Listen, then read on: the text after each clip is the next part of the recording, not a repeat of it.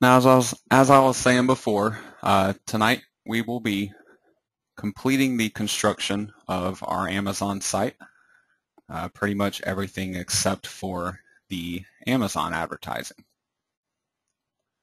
Now to start with, I had 4 pages that I created last week, the home page and the 3 category pages.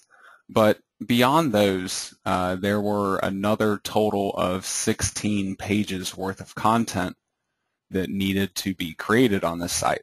Now obviously this took a little bit of time to do and put all this into the site, so I've actually gone ahead and set all these pages up on the site now for this week, just simply for the sake of brevity. I've built these pages all in a similar manner to the home page and the category pages that I built before. And if you'd like to actually look at the content of these pages, then you can always browse the live website at downcomforterguide.com, especially after tonight's lesson when the whole site will be put together and all the navigation will actually be functioning. So in terms of creating this additional content, I thought it would be more practical, at least, to discuss with you the main types of pages that I have built for these remaining 16 pages of content on the site. Because out of these 16 pages, I've really only created about 4 different kinds of pages on my site. So I'm simply going to discuss those 4 different types of pages here with you tonight, so you can understand my approach behind everything, and then everything else should be pretty much repetitive in terms of the other pages of content that were created to follow one of these 4 particular page types. Now, here's the first type. This is actually something that's just a personal preference of mine. You don't have to do this if you really don't want to. If you have some other page that you would prefer to create in place of this, that's quite all right. But what I do is just put a little bit of a mission statement page on my site. And there's really no direct point to this page. I'm not trying to promote anything. I'm just trying to share a little bit of information about the site. And if I happen to have some type of legal notice or disclaimer or something that I need to put on the site, as long as it doesn't need to be shown on specific pages of the site, then I'll often go ahead and put those down at the bottom.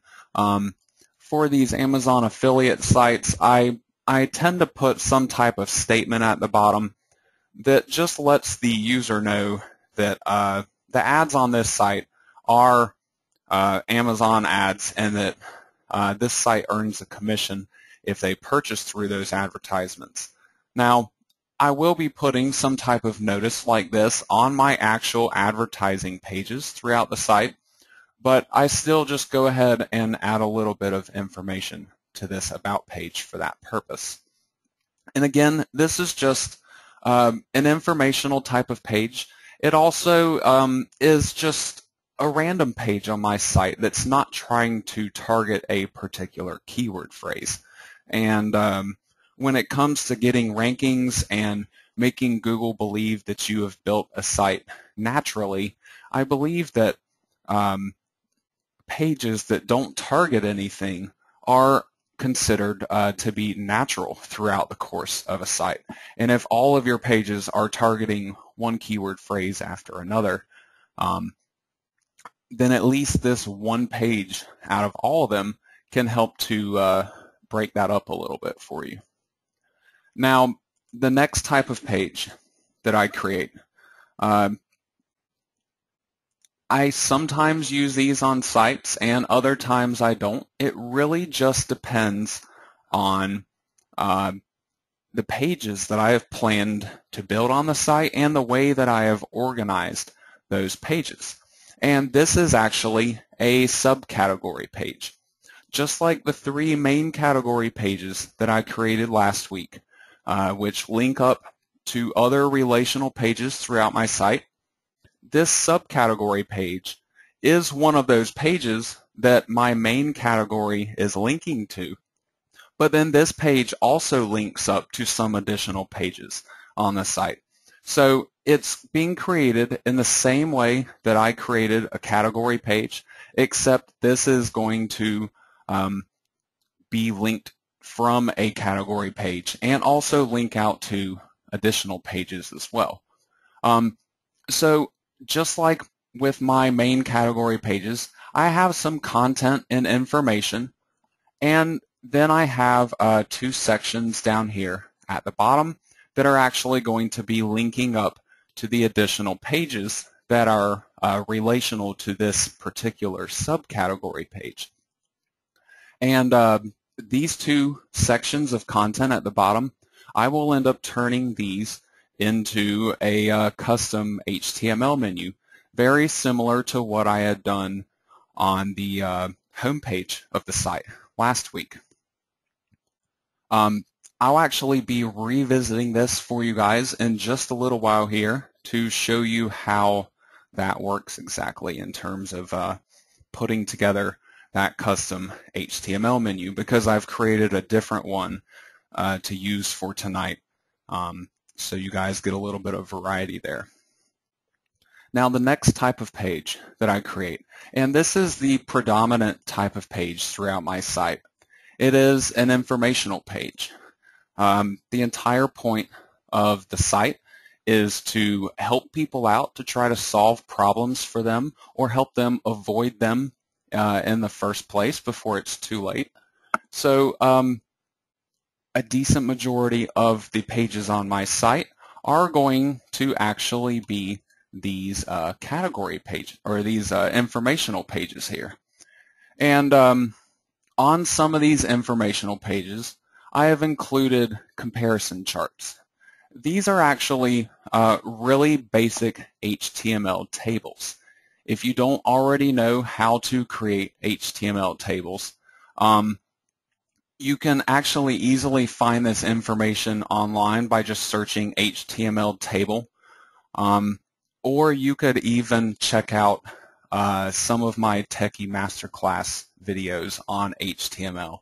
And if any of you guys do not have access to those, please feel free to contact me after tonight's lesson, and I'll be more than happy to send those to you just to ensure that you can actually accomplish this type of thing on your own here.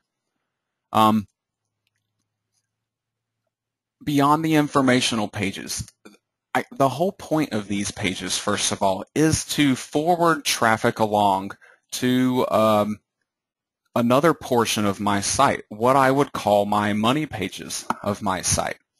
And so the last type of page that I have is a product page. And the product pages are, in essence, my money pages. Now, these product pages can be created in a whole bunch of different ways.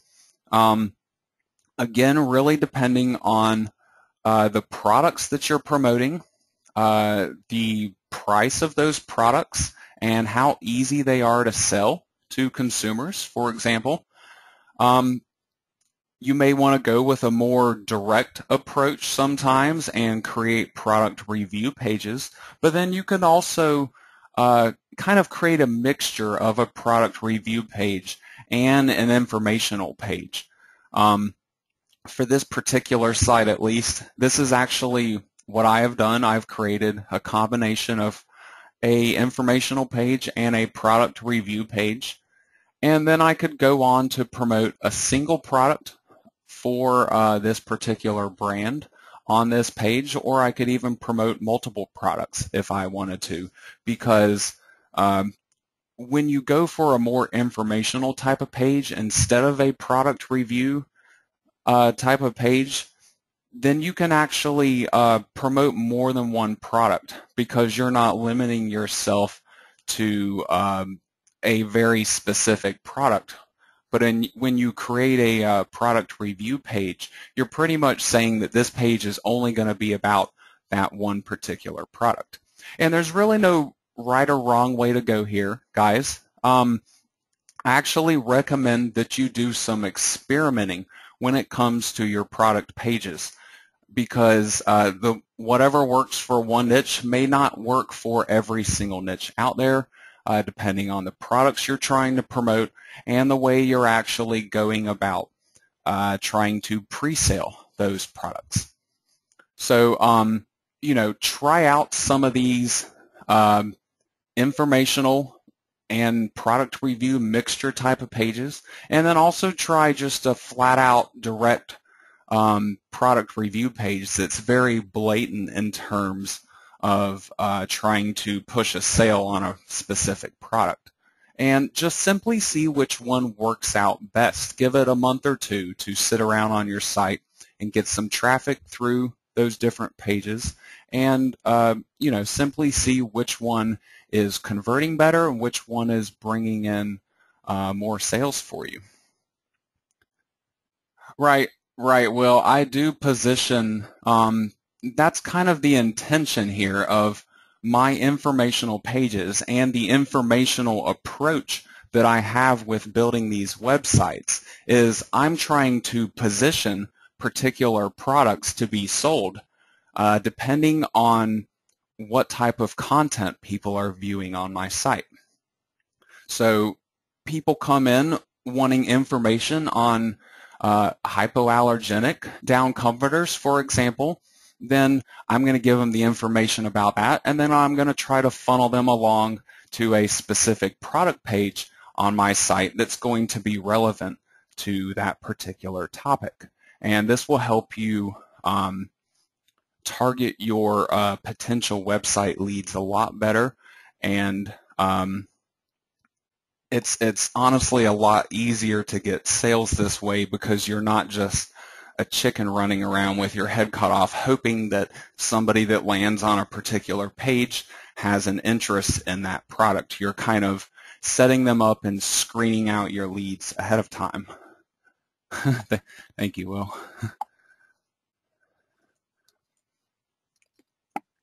Now, as I had told you before, I already went through and created all of these additional pages on the website. So now that I've actually gone through and explained the 4 different types of pages that I've created, the next thing that I need to do is to create custom HTML menus for my category pages. Now, also for the sake of brevity here, I've actually gone ahead and created 2 of these. I have 3 category pages, so that leaves 1 more left for me to do. And then I also have the subcategory page. So I'm actually going to walk you guys through the creation of both of these custom HTML menus tonight. And it's really the same menu that I'm using, but it's a different style from this menu that I used on my home page here. So I'm going to go ahead and go into one of these particular pages here, into the Consumer Concerns page. And as you can see, going down this particular page, I have these different sections that I've created. These are my custom HTML menus. I have a header title to go along with it, an image, a paragraph or 2 for a description, and then I have a read more link down at the bottom. And both the title and the image and also this read more link, they all link up to the page that I'm trying to target with this particular menu listing here. Some of them are, Nicole, she was asking if the images are from Amazon. I will be talking a little bit about image collection tonight. I've gone over it some in previous lessons also. There are a couple of places where I find myself picking out these images that I like to use on my site. Amazon is one good source for them because you're promoting these products on your site. I do believe that it is within their terms for you to use those images to help you sell those products. You're not taking ownership of those images or recreating them in any way. You're just simply putting them on your website. Another good source is to go to the Google image search and click on the little gear icon over on the right-hand side and go to the advanced settings and make sure you go all the way to the bottom and change the licensing selection to make sure that it's something that can be reused. And then simply search for different types of relational words and terms to try to find these images that you can reuse on your site. Now, beyond Amazon and using Google Image, another good source is Wikipedia. Pretty much anything throughout the entire Wikipedia network in terms of pictures that they have on their site, you can actually reuse those images as long as you give the original author credit for them. So, you know, they have images on maybe not necessarily every given subject out there, but if you're looking for just generalized pictures, you can really find quite a bit of stuff just from Wikipedia alone. Yes, actually, when I'm getting my images, I don't resize them. I just go ahead and upload them into the WordPress site, and then I use WordPress to resize them for me. So I'll actually show you that in just a second here. I'm going to go through and create one of these custom HTML menus for you guys now. In the guidebook, I have provided you with the HTML coding that you will need to create this second design of menu here. And then I also have some CSS coding to go along with it, but I'm going to go ahead and start out here and talk about the HTML coding.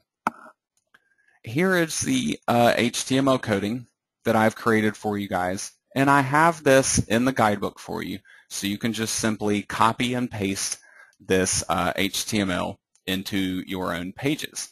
Now, just like last week,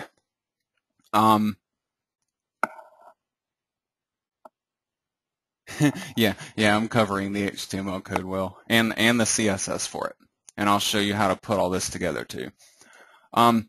Just like last week with the example HTML code that I gave you for the homepage menu, I have used a few particular parts throughout this code and put them in all capital letters. These are basically the portions of this code that you will want to be replacing with your own information. Everything else can be left alone how I have already created it. Now, one particular part here that I want to point out is this link down here. This read more text with a little arrow out beside it, I'm turning this into a link for the page. However, I've gone ahead and put most of the HTML coding for that link wrapped around the actual text for the link here. So all you really need to do is just change the destination of this particular link to point to the correct page on your site. So with all of that said, I'm going to go ahead and copy this information here. And I'm going to go back through my site.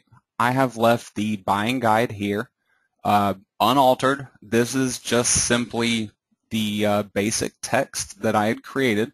You can see I have a title to go along with each section here, and then a couple of paragraphs worth of text. So each of these are going to be turned into a menu item on this particular page now. So I'm going to go ahead and edit this page.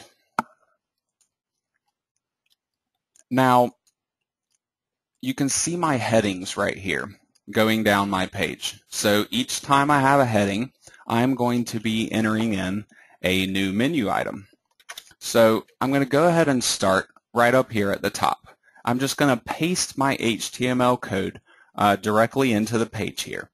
And then I'm going to take the different pieces of my information from down below and add it into this HTML coding. Now, I'm going to make this text disappear right here. I'm actually using the buttons Control and X. This is cutting the information so I can paste it in somewhere else. But I could also use right-click and cut if I wanted to. But I simply have gotten used to using the keyboard shortcuts. And then I paste in the information over top of my capital letters that correspond to that information. So I use Control plus V to do that, but you could also right-click and paste it in there as well. So now I have this description here. This description is a couple of lines long, so I want to make sure I select everything. And then I'm going to cut it out, and then I'm going to simply paste this in right here. So now the only two parts that I have remaining that are in capital letters here, I have the thumbnail image, and then I also have the link down here for the Read More button. So I'm going to start out with this thumbnail image here. And I'm going to go ahead and delete that, and then just simply click on the Add Media button. And then I can choose any of the images that I've already uploaded on the site, or I could simply upload a new image file if I wanted to do that. So I believe for this particular one, I think I have, yes, I have a different one selected here. Now, when I am uploading this image file or selecting an existing image that I'm going to be using for this particular menu listing, for this menu style, I want to make sure and select right under alignment right here. And this is going to make the image float all the way to the right-hand side of the page. Where it says link to, I'm going to go ahead and leave this set to none. And then right here is where WordPress actually does the resizing for me. I could use these larger images, but for this particular type of menu that I've created, I typically just use the thumbnail. And this keeps all of the images looking uniform, the same size, because they're all going to be 150 by 150 pixels.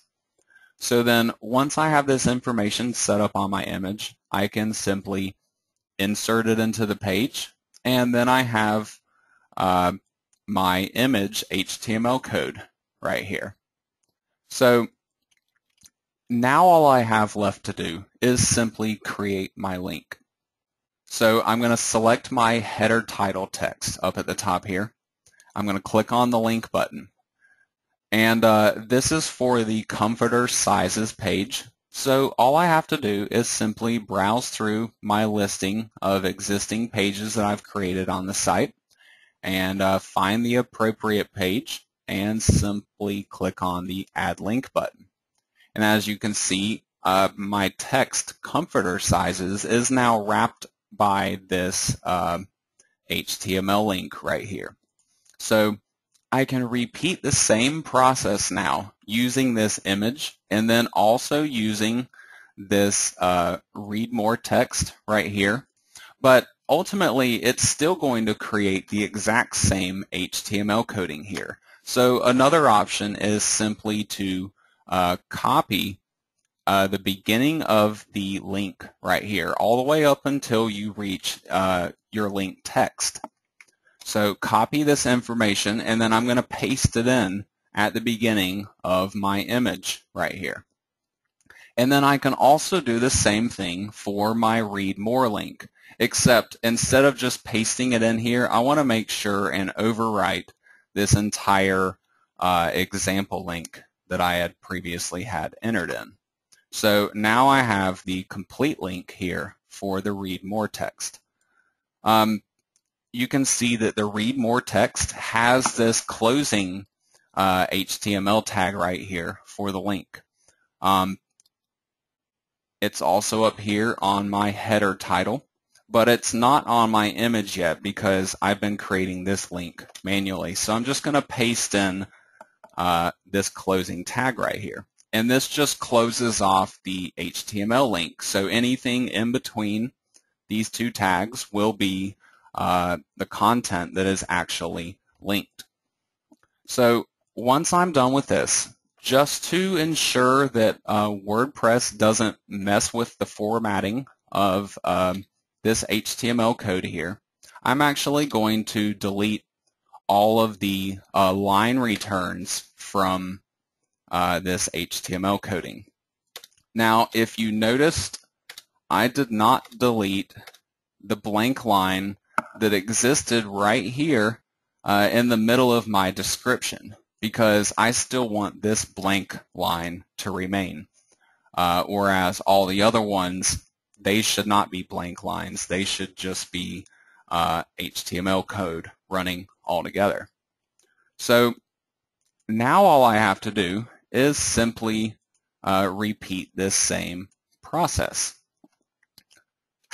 for each of these different menu items that I have here. So I'm going to go ahead and, just to speed this up a little bit here, I'll go ahead and add in my HTML coding that I'm going to use for each of these different links here.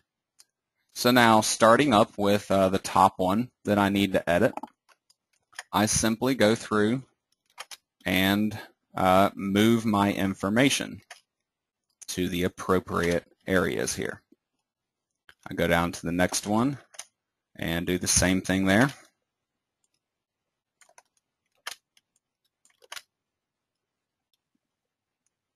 And so on and so forth until I complete the whole page. Yes, you can, Will.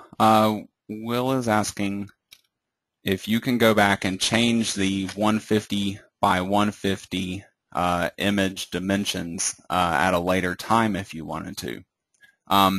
You definitely can. Let me scroll back up here to the actual image that got created here. I've highlighted all of the image code. You can see it starts with IMG right here, and it's everything in between the less than symbol and the next greater than symbol. So within the middle of this, you can see right here it says width is equal to 150 and height is equal to 150. So even though WordPress doesn't offer that particular option, I could simply change the dimensions here if I wanted to try to force this to a different size. However, I should point out that the actual image is being resized by WordPress. So you don't want to try to make your image too much larger than the existing image already is. If you wanted to use a different link for that, what you can actually do is just simply remove it and go back in to add media, and instead of uploading your image again, just select it from the list that is available and then select a new image file. If I wanted to make this one larger, for example, I could simply switch it to the medium size. But then if I found that the medium size was really a little bit too big than I had wanted to use, I could scale down that medium size by simply adjusting these numbers here for the width and the height.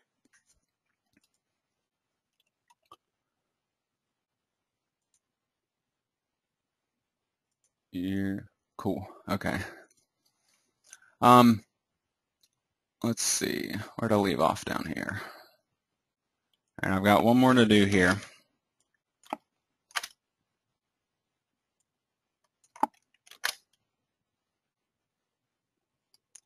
No. He's asking what is this stuff right here? This DCG box 2. There's a couple of different ones. You have the plain one, the title, the description, and the image here. These are actually CSS classes, and this is a class that I've created just for this particular design that I have made. And then the CSS code that we will be adding in right after I finish this up, it actually controls how all of this looks. If you just enter in all the HTML coding onto your page and don't use the CSS coding, it won't actually design everything up for you. It won't make your your text sizes larger or smaller and put borders around things and align different parts of your menu in particular ways. All that's controlled by the CSS coding. And so each section of this menu has a particular CSS class, and this allows me to create CSS coding that then alters the default display behavior of this particular area. Now I'm going to go back through and simply add in some additional images here to start with for each of these menu items. I don't know if I have anything for color selection. I'll go ahead and go over to Google here just so I can pull something up. I'm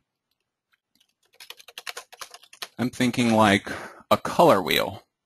So I search color wheel. Obviously there are a ton of color wheels.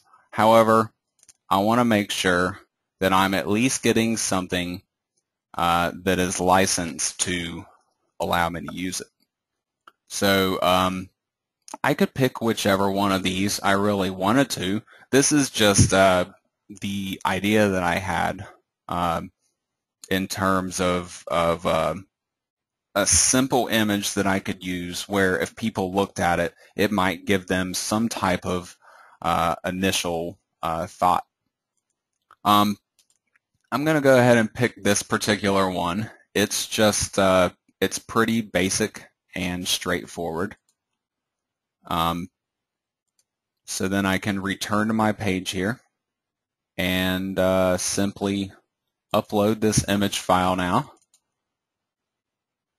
And make sure this is set to right and link to none and set to thumbnail. And then I simply enter it into my page. Now, the next thing that I do, let's see, I got a couple more images left to do up here. I've got one for thread count. This is my thread count image right here that I'm using. And then I have a final one for fill power. And I'm just using this little image of a down feather fluff. That's funny, Will. Okay. Now all we have left to do is simply run back through this file and link up the appropriate sections here.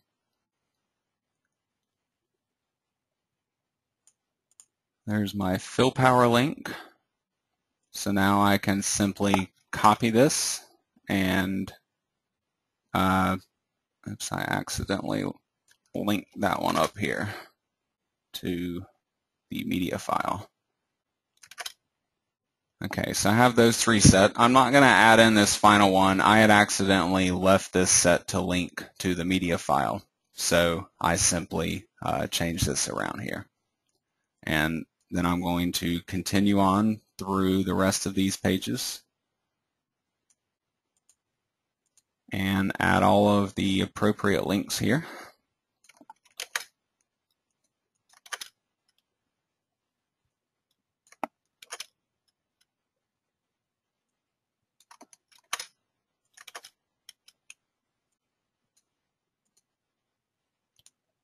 Now, once I have gone through all of these links, the next thing that I'm going to have to do is to actually add in the CSS coding for it. Now, I've put the CSS coding that will be used in the guidebook as well for you guys. So you have the HTML coding and the CSS coding that you can use.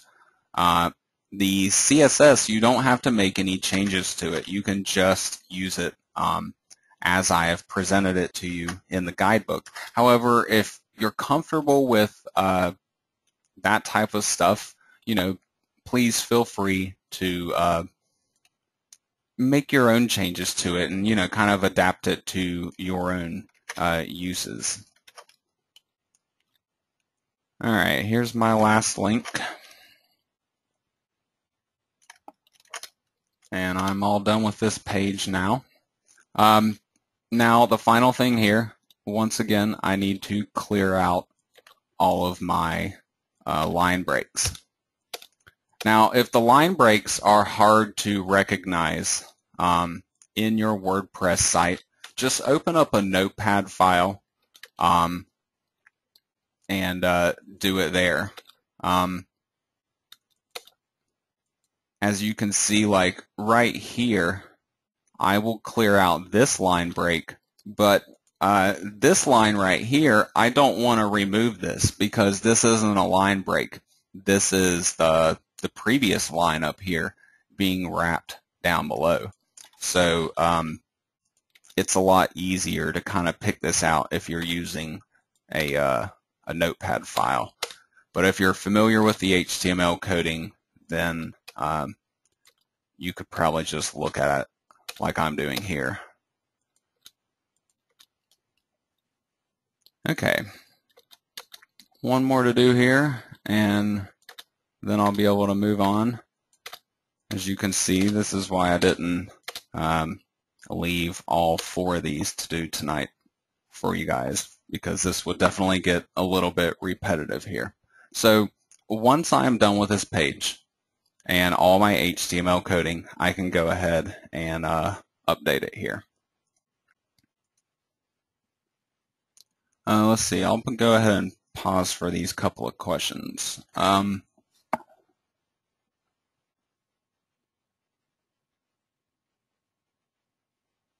That's a good question, Nancy, especially for people that aren't familiar with HTML and CSS coding. She is asking if you have to wait until you're done with all the HTML work before you add in your CSS coding. And the answer is no. You can actually do it in either order. In fact, if you're adding in your HTML coding without your CSS coding, then it simply just doesn't display on the live site how you have intended it.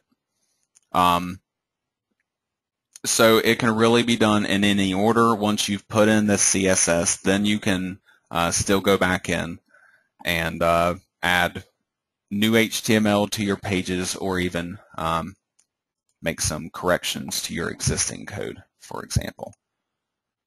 RC is asking, what is the function of the CSS code? The CSS code actually helps with the design. Just to show you here what I mean, I actually already have the CSS coding entered in for this new menu design, just simply because I've already created this menu a couple of times throughout other pages. So just to show you the difference, what I have done here is I've just added a letter A onto the end of each of my classes. So these classes are not defined in my CSS coding, whereas all the other ones are already defined. So now you can see the difference between no CSS coding and CSS coding. So right up here at the top, this is how it would look if I simply use the HTML coding. But then my CSS coding, it's styling it up a little bit for me. I've changed the header title, and I have added in this border here, and I've also added in some additional padding just to keep things spaced out correctly. So without the CSS code, you would just end up with more plain looking menu item areas here. So the CSS just simply allows you to customize the way all of your content looks, or at least particular portions of your content.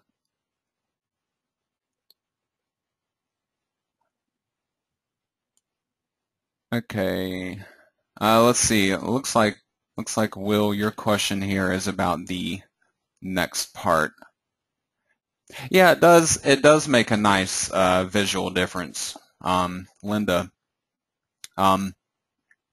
You know, just with a simple addition, you know, your same work with your HTML coding gets styled up a little bit, and it really doesn't require much extra effort, or at least for you guys, it won't require any extra effort because I've already created your CSS coding for you.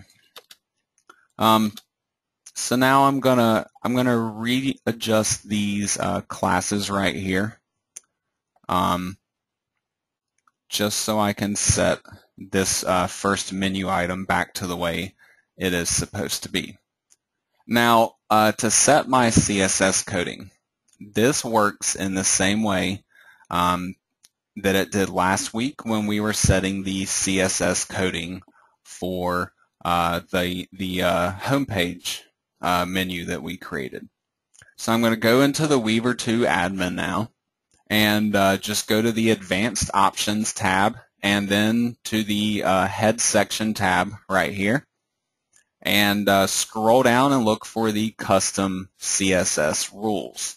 Now, I'm going to go ahead and expand this just a little bit so we can actually view more code at one time here.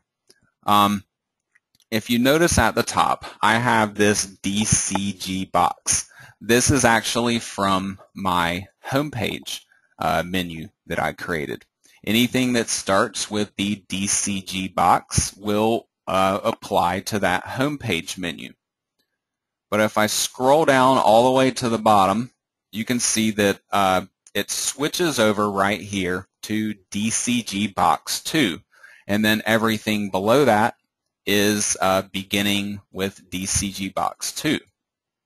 So everything from here down is the new CSS coding for this second menu design that I've created for you guys. And you can find this exact coding in the guidebook for tonight.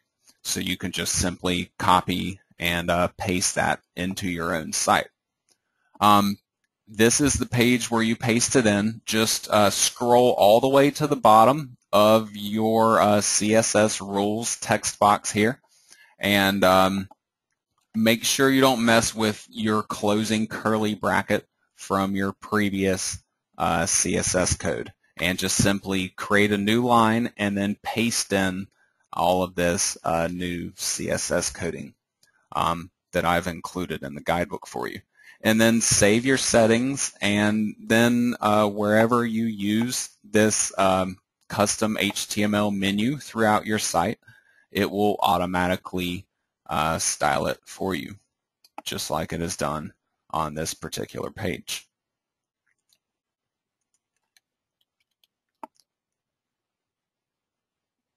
Yeah, yeah, that's a good point, Will. Sort of.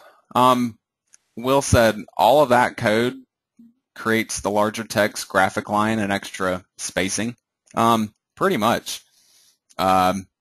In alignments of different parts of the text, for example,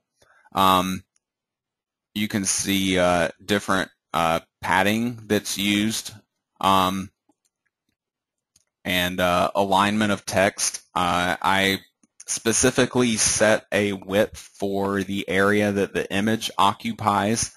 If you should happen to want to use a image that is larger here, make sure you adjust this width number right here for the box image code.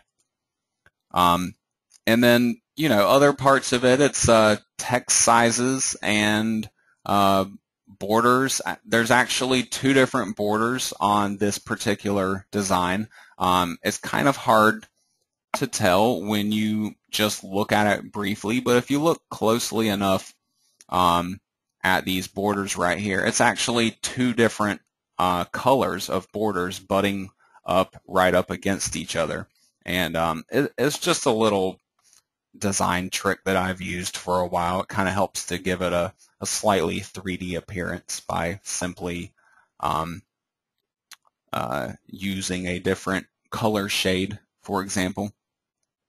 Yes, please feel free to play around, with that CSS coding. Oh, and you're quite welcome to, Linda. Copy, paste, and replace is definitely not hard, and but if you look at the individual parts of this code and just try to change around one tiny little piece at a time, this is really kind of how you get familiar with HTML and CSS coding, just by learning one little bit at a time. You could come in and try to change your font sizes, just reduce or make the number larger, for example. Yeah, it is a good template to use. It's fairly basic. No, DCG is for Down Comforter Guide, actually. I've done similar designs like this for other sites of mine, but this exact design that I've given you guys for the 2 different menu types in this training is actually a menu type that I just created just for you guys to use. So it's actually not one that I've used on other sites of mine in the past before. I don't know what that means, Will.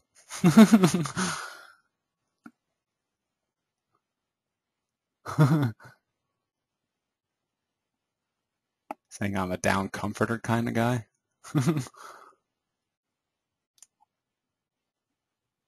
Right. That's the entire point, Nancy, is to make the page a little more interesting and easier readability for the site visitors.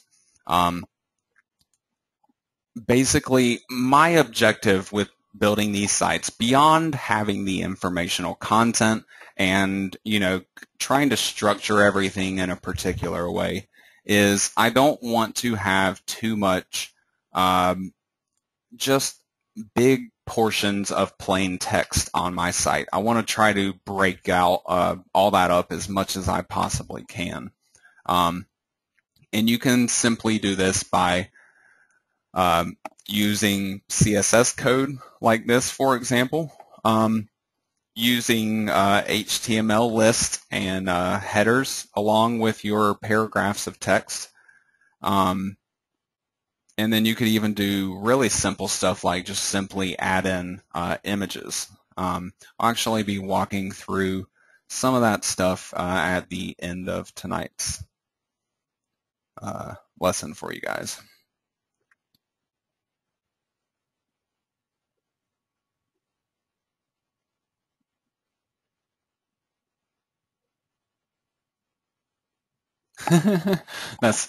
That's true, Linda. That's really how it's done, though, or at least how you get started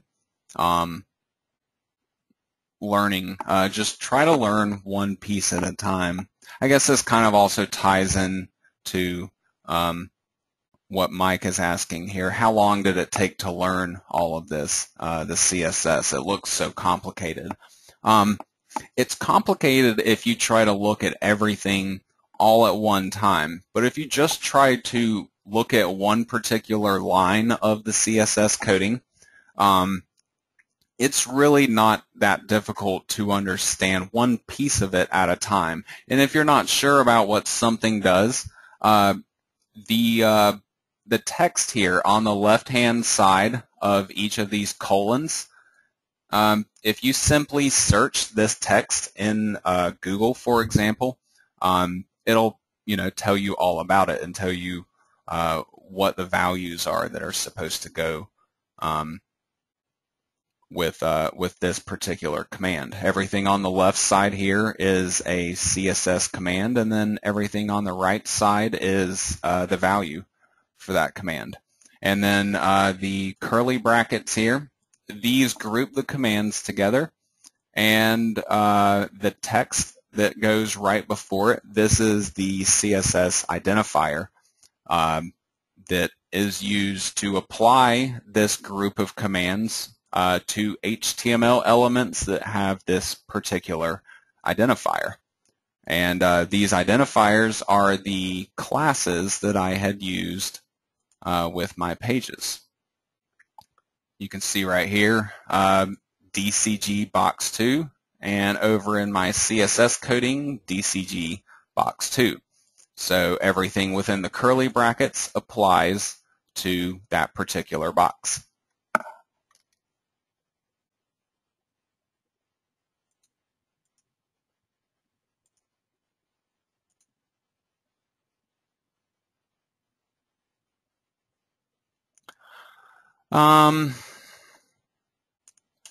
Yeah, I have put together a number of other menu code designs for other sites of mine. Stan was asking if I have other ones that I could share.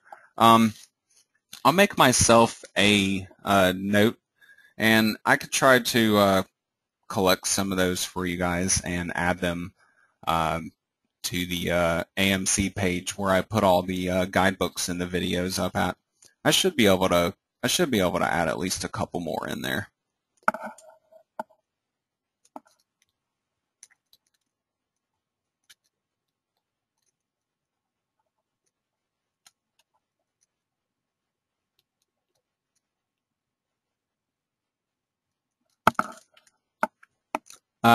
Yes, Will. I made all of these CSS classes here. Oh, you're quite welcome, Stan. Glad to help out. More than happy to try to share any of my previous knowledge and design templates and stuff like that I can just easily copy off of one side of mine and paste it into a a text file or something for you guys. Definitely not a problem at all. That's a good point, Will, that you're making there. You want to cut. I don't know if I have quite the right market of customers for that type of work, at least, but there is definitely a big market out there for just code snippets, and you can really find HTML and CSS little snippets or examples just by searching Google for something particular. You can usually find good code to go along with it to help you figure out how to do pretty much anything, especially if you just kind of start with my examples and play around with them, try to edit a few things, even if it's just to see what it does. Change numbers around and then go refresh your page and see what that did. And once you can make a change and see it happening on your live website, the light bulbs kind of start to turn on. You're like, oh, that's what that does. And then you're kind of able to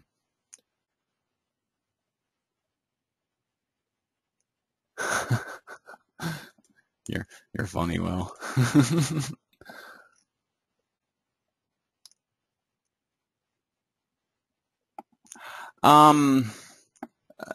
Unfortunately, Stan, no. Stanton is asking if there is code to optimize sites for tablet and mobile devices. While that is something that I would really, really love to be able to do for my Amazon sites, I actually am about 99.9% positive that Amazon specifically prohibits having a version of your site specifically targeting mobile users and including Amazon advertising on that. So I just make one site built for desktops and laptops, and obviously tablets and stuff, they can still view these sites, which is another reason why I try not to make them too complicated so they can still view them. They might have to scroll around a little bit or something, but I'd much rather that happen and maybe lose a couple of sales here and there because I don't have a mobile specific version of my site, rather than potentially do something that Amazon doesn't want me to do, which could, obviously cause me to lose my site or my affiliate account or earnings, and it's just simply not worth it. So I definitely try to adhere to all of their agreements in terms of services as much as I possibly can. The next thing I'm going to be doing, I have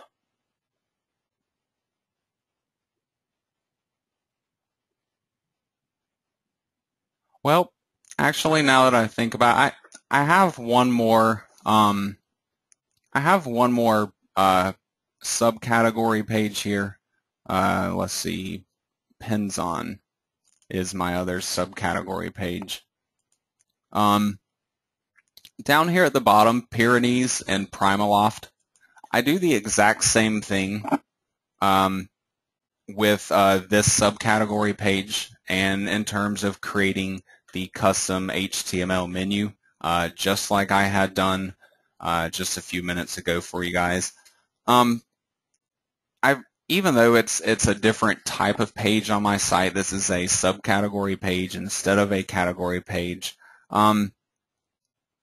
I still think it would probably be repetitive to simply walk you through the creation of another one of these menus again.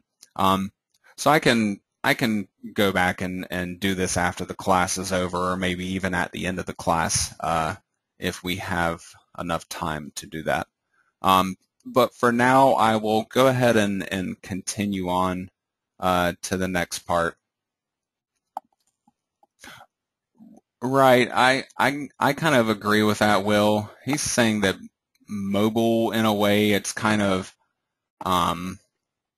overhyped based on an anticipated market, which is there really is a lot of truth to that. The mobile market is still developing quite a bit, especially in countries outside of the USA, for example. And you also have to consider whether people are actually on their cell phones researching information for a product because they're standing in a retail store about to buy it. Personally, anytime I've ever done product research on a cell phone, that's exactly why I've done it. I'm not intending to purchase anything through a cell phone. I don't know if the same thing would really apply for other people or not. I'm sure some people probably do purchase things through their phone, especially if they don't have a computer for an internet connection, for example. However, there is a lot of concern over security and stuff like that. Personally, I would not want to be punching in my credit card information on a website over my cell phone connection, because that information just isn't necessarily going to remain safe and secure. People can intercept stuff off of your cell phones a lot easier than you might think.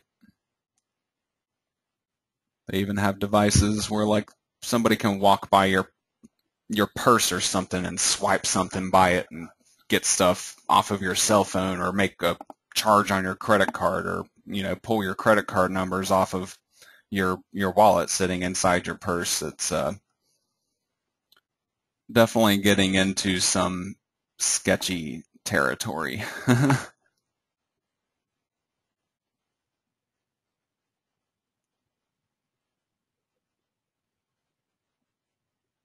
Right, very, very true,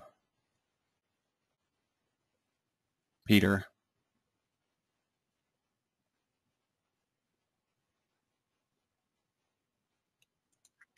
Right, I think age has a lot to do with it as well, Linda. I think younger people are more comfortable um, using just their cell phone.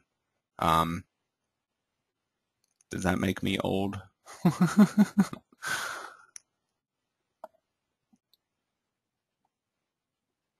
Probably will. I would say probably.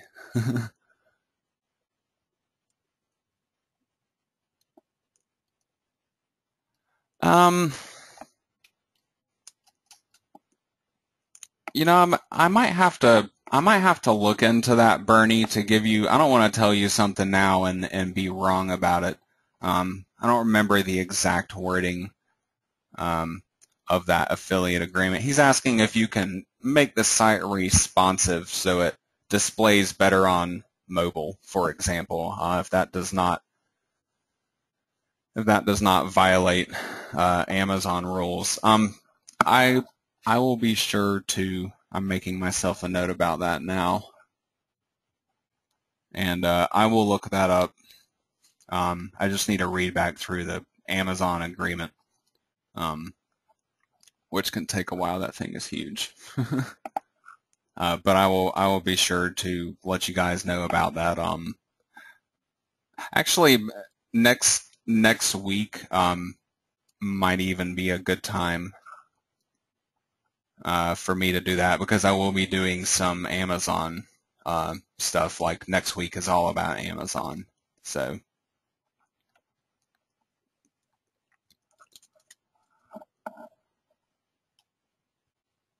right, Nancy, credit cards in an aluminum case now. No, if I'm not a teenager, Peter. It's been a long time.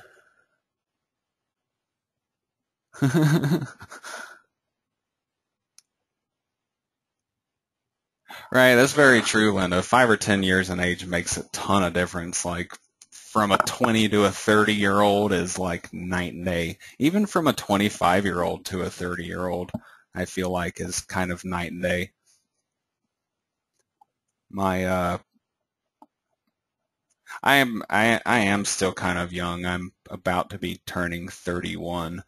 However, I've been married for a decade and have 3 children. So I'm very old at heart. I can't remember the last time I went out and like partied or anything like that. I never even did that back in my college days. I was a bit of a nerd.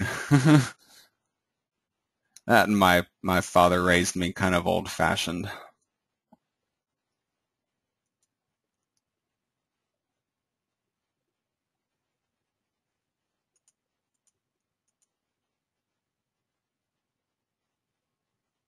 Yeah, that's very true, Linda. Technology. I'm hoping by the time I hit 40, technology continues to advance. Some medical things I might not want to experience that I hear lovely things about. Yeah, I definitely agree with that. Old-fashioned's not necessarily a bad thing. Um, I mean, I was maybe a little bit of an outcast back when I was uh, in high school. I was definitely not the cool kid uh, by any means.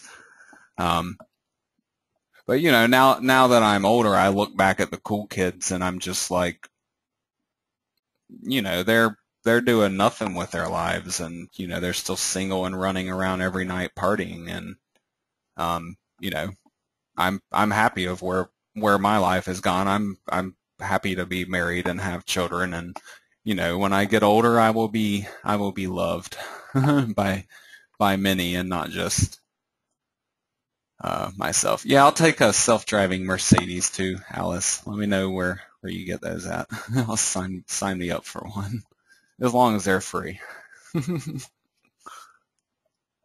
Right, it's all about what you want in your own life. You just gotta figure out what you want and go after it. And you know, for if your goal in life is to remain single and have fun every day and party, and you know, more power to you. That's, you know, I definitely think everyone can you know, make their own decisions of what to do with their life. I like the idea of having a bit of a life of meaning. Right. Yeah, same thing happened from my school, Linda. The nerds are thriving today, and a lot of the cool kids crashed and burned early, unfortunately.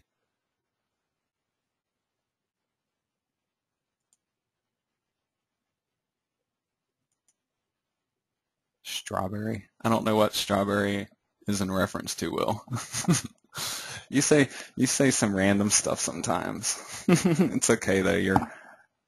Oh, oh, okay, okay. I know what you're talking about now.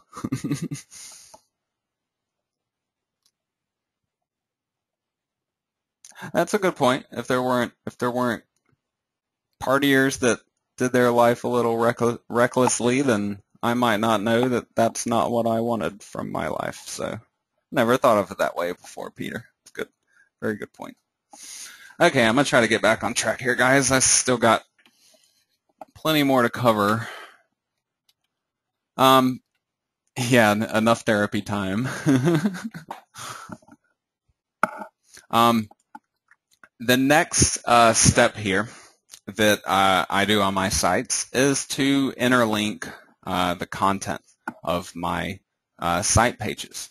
And the point in doing this is to make navigation easier for your site visitors. You don't want them to have to hunt through your sites to your site pages to try to find the links to get to the content that they actually want.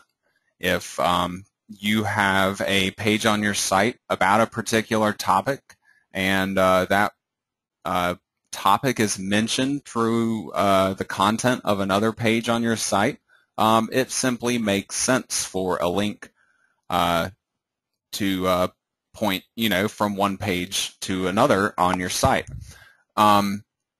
This can also help you in terms of SEO.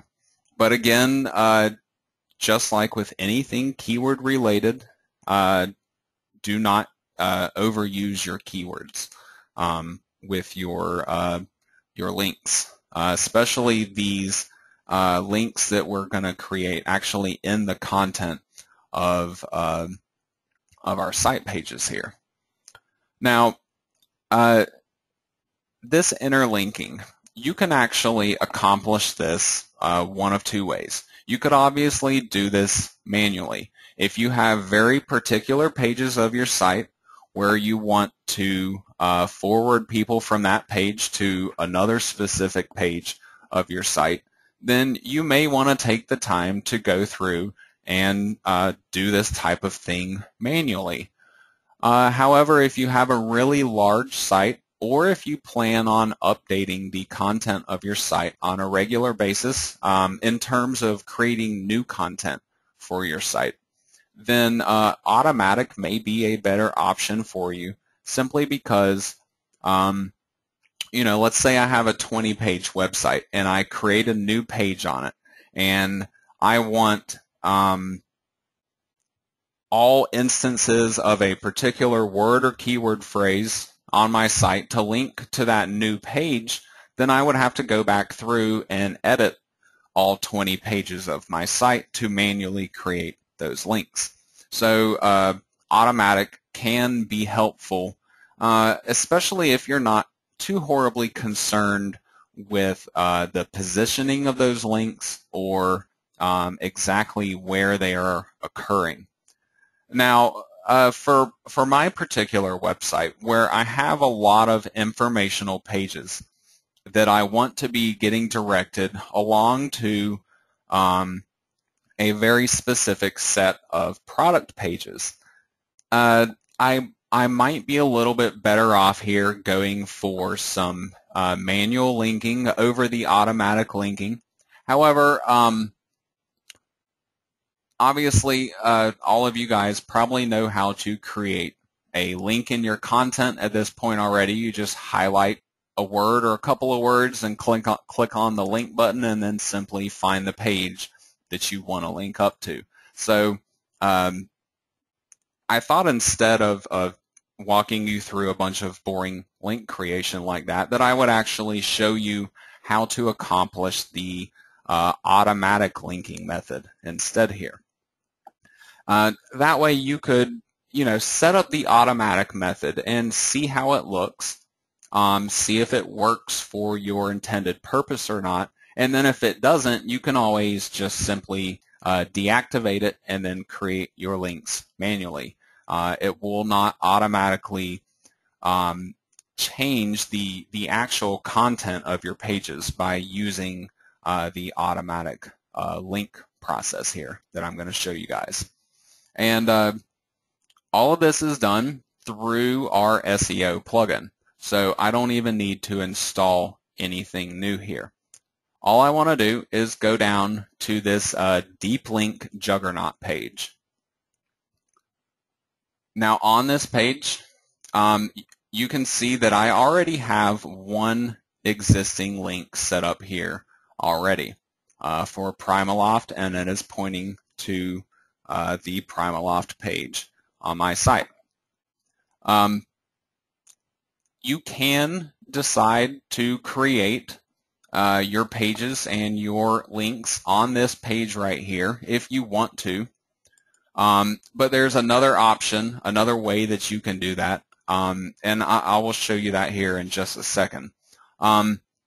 Before I start using this on my site, what I want to do is go into my content link settings within this section of this plugin here, and where it says quantity restrictions, I want to check each of these three checkboxes right here. And I'm actually changing a couple of these numbers as well. This starts out at a 5, and this one starts out at a 2. So what this is doing is it's simply restricting the automatic links from occurring too frequently. And in particular, I don't want too many links on any one given page. And I also don't want repeated links for the same page, all on one page. So by simply enabling this stuff right here, the plugin will automatically kind of tone down the automatic linking that it's doing. These are just the settings I'm using for this example and on this site. But, feel free to play around with the settings if, you need something a little different for your intended purposes.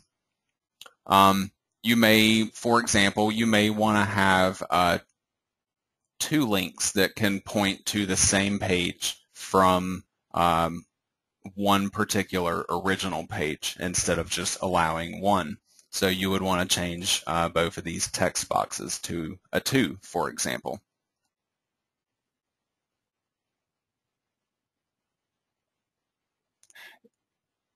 Yep, definitely will.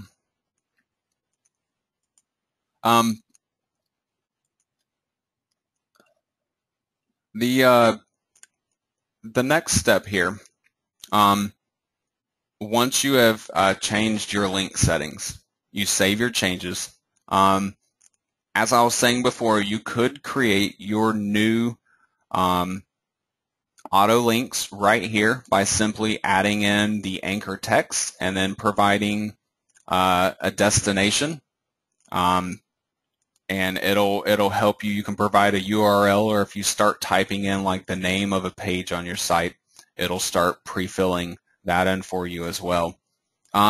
However, if you would rather do this by browsing through your live site and picking out particular pages where you might want this to be happening, what you can do is, for example, I'll go to my brands pages.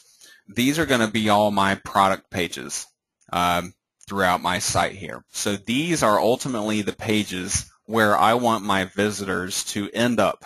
Maybe not necessarily initially visit my site through these pages. They might come in through any of these other pages, but I want them to land on some of these brand pages right here. So I'm just going to go into the brands page here, and I can pick out a particular brand page. I had already done the Primaloft page, so I'll actually go in and do the Pyrenees page now. So I'm simply going to edit this page. Obviously, you can reach this page other ways by simply viewing your available pages to pick out the appropriate page that you want to edit. And what I'm going to do here is, oops, I've gone too far. I'm going to the SEO settings box that is directly below the editor. And I want to click on the links tab right here. All I have to do is type in a word or a keyword phrase now into this box. So I could type in Pyrenees, and I don't want auto links created on this same page, so I click on this checkbox here as well, and then I simply save my changes. Once that is done, then throughout the other pages of my site, let's see if I can find, I don't have Pyrenees on that page and any other places. I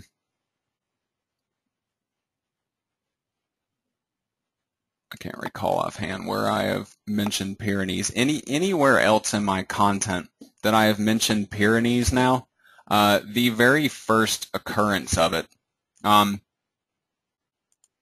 don't think this is Pyrenees. I think this has Primaloft, my alternative page.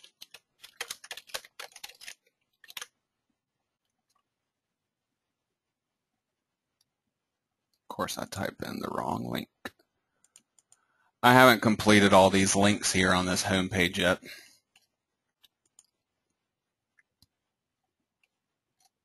Okay, down here at the bottom, you can see Primaloft right here. I did not create this particular link. If I actually edit this page and scroll down to the bottom here and find that word Primaloft, you can see that it's not a link in my content here. It's just simply a word. But when it's being viewed on the live site, it's a link that you can click and then proceed to the Primaloft page that is on my site. So it automatically does all of the interlinking for you by simply setting that up in this links tab here of any of your pages. Now, I don't really do this on all the pages throughout my site. Like I was mentioning before, I'll go through my brand pages or my product pages.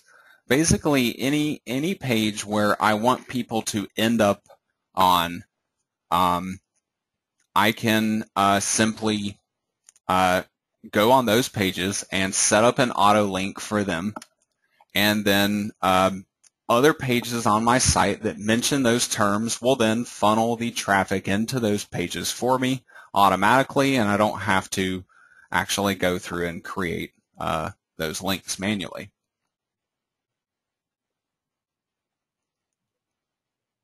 It picked. I picked the words that it uses. Primaloft here, like if I edit the Primaloft page and go to links, then the word Primaloft is right here. Let's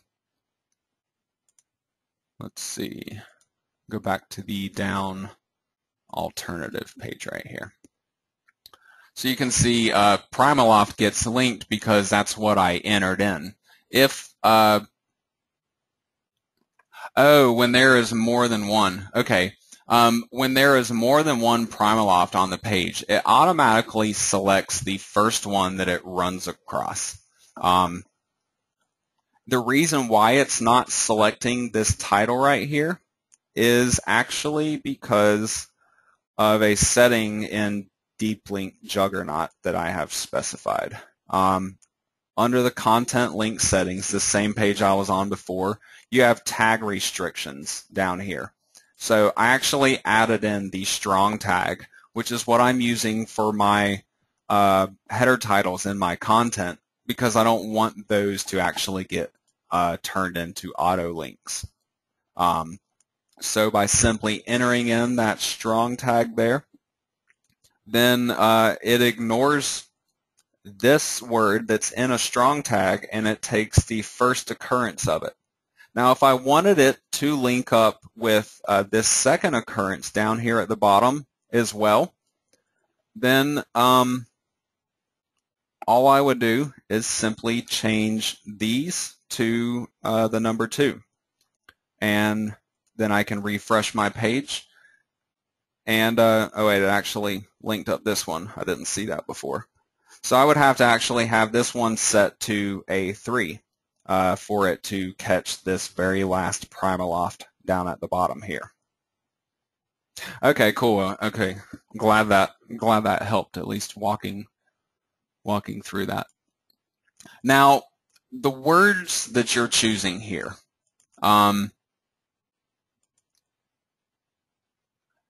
they could be just a basic word like Primaloft, or it could be like a targeted keyword phrase.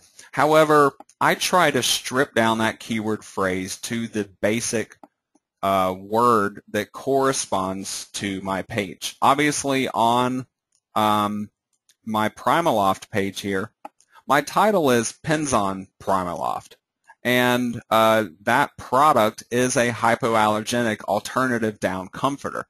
I could really use any combination of those words as my anchor text for these automatically created keyword phrases. So wherever I had used hypoallergenic throughout my site, it could then link up to this particular page if I wanted to. And I can actually use multiple links here. So I could add in Primaloft and hypoallergenic. So then it would create auto links whenever it finds either one of those particular phrases for me.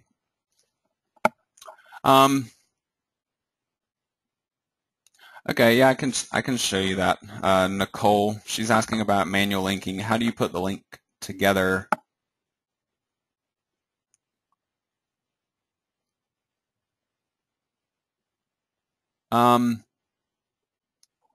Well, these links again are just the content links that I'm using to link from one section of my page to the other.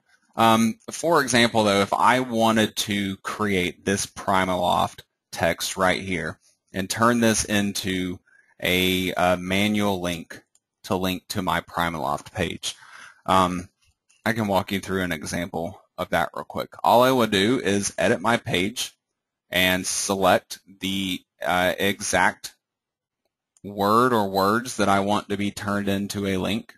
And then I simply click on the link button up here in the editor window.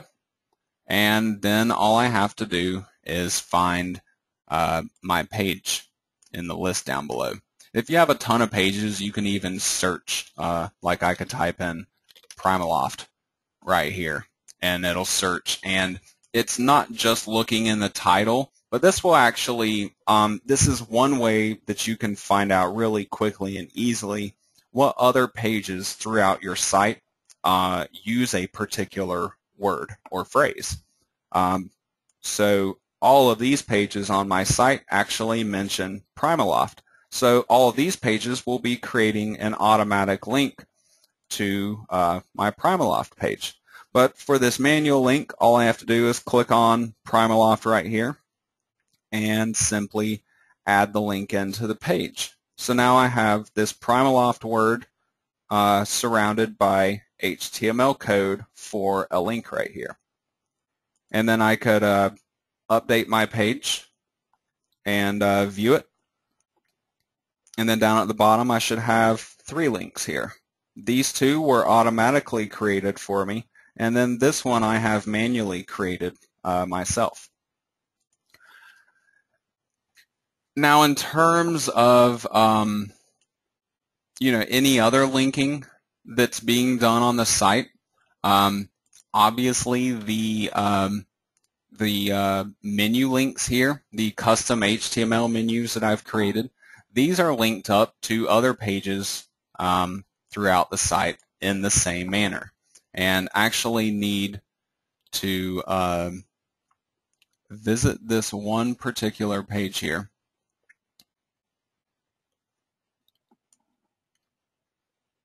All of these links that I had created for this particular homepage menu, these were all actually blank links. They were just kind of placeholder links. So the design of the menu would still show up correctly because this was actually created when all those pages did not exist on my site.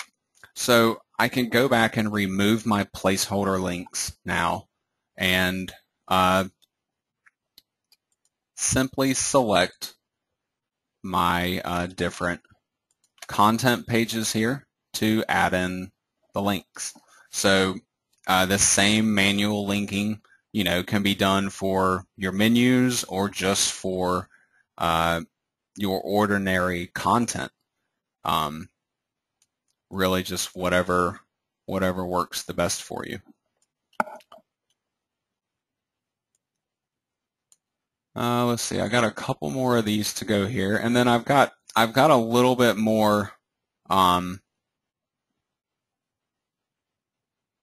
I have a little bit more menu stuff to show you guys.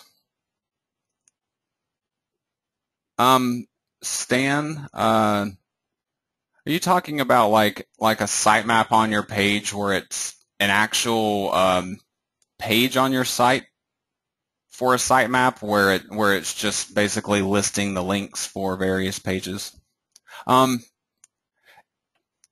I mean, you could obviously try to create one of those manually, but I'd almost be willing to bet that I could probably quickly find a free plugin that might put all that together. Let's see. I forget which link I was creating here. Comforter sizes. See if I can't speed this along a little.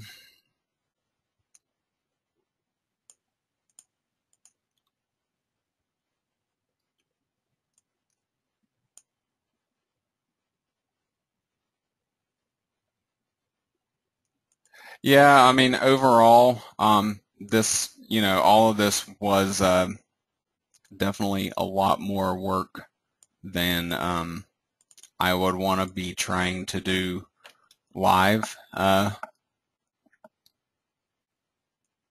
won't go through and create all these different links for you guys. I just thought I would show this again here. Nicole was asking me about this manual linking a little bit more. So, just like I have done for this main menu page, you can do that throughout the rest of the site to simply link up to other parts on your site.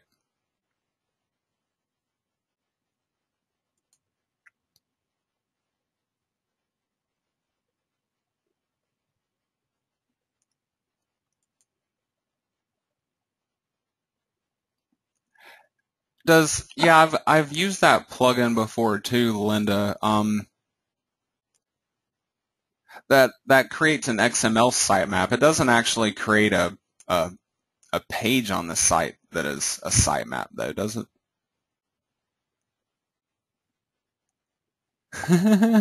Yeah, pretty much will. Okay, yeah, that's what I was thinking. Stan was actually asking about a real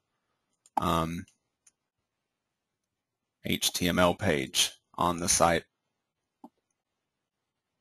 Let me just search sitemap here real quick. This one's looking, yeah, okay, here we go. Just install this plugin called Sitemap. This one looks like it will do what we want to do, and actually in the way that I build these particular sites here. So now all I would have to do is go into my pages and create a new page, which I could call sitemap. And then I'm pretty sure it said, wait a second, there were a couple different ones.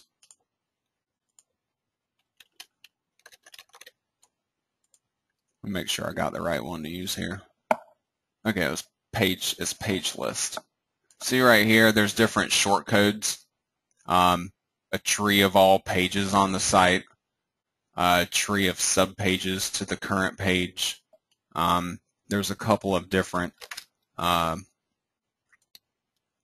options here that you can actually use. So I'll just create this one and just enter in this page list shortcode right here and view the page. And this should be filled with links to all the different, pages throughout the site. So, quick and easy. This would should continue to update itself with new links as you continually build your site. No, when you install plugins, it doesn't matter if you activate them right away or not. You could come back at any point in time later on and activate plugins that you've installed. They don't have to be instantly activated. Now let's see, the last part about linking here that I need to do is my primary site menus. I'm actually using two different kinds here. If you look back at my live site, across the top here, I have this menu I had originally created for you guys a couple of classes ago, and all I had in it was the home page. I'm actually going to go back into the menus now and simply edit this particular menu.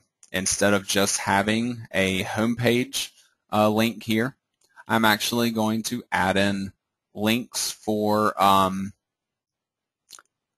each of my different category pages that I have on the site.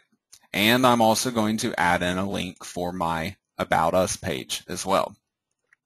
So I simply select them over here on the left-hand side. I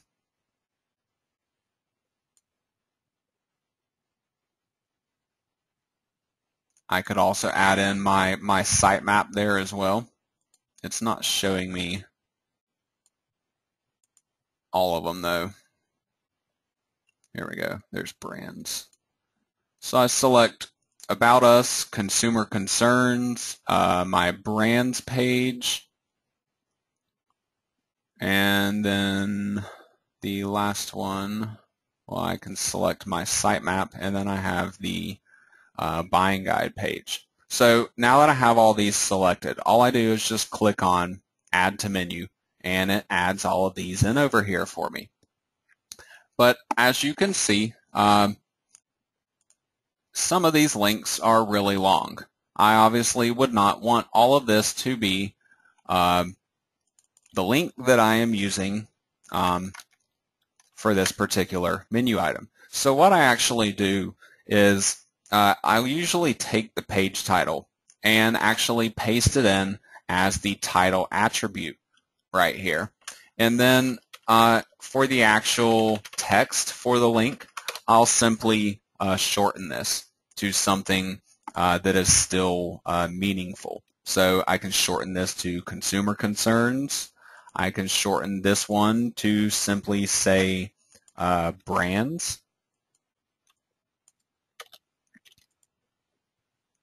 And down here at the bottom, I can simply shorten this one to say buying guide.